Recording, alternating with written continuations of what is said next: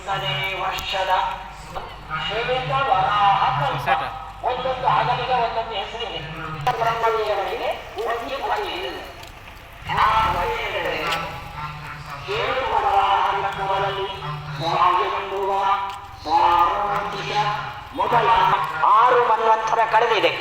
7 ಮಹಾಯುಗ ಚಕ್ರಾವಿರ ಬಾರಿಗಳಿವೆ.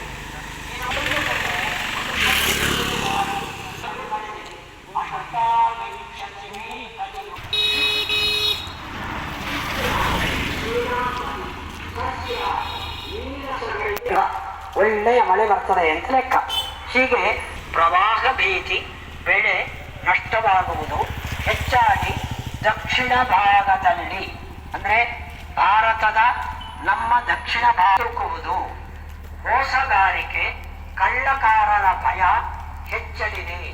ಈಶಾನ್ಯ ರಾಜ್ಯಗಳಲ್ಲಿ ಆಧಿಪತ್ಯಕ್ಕೆ ಅಲ್ಲೋಲ ಕಲ್ಲೋಲ ಪರಿಸ್ಥಿತಿ ತಲೆದೋರಲಿದೆ.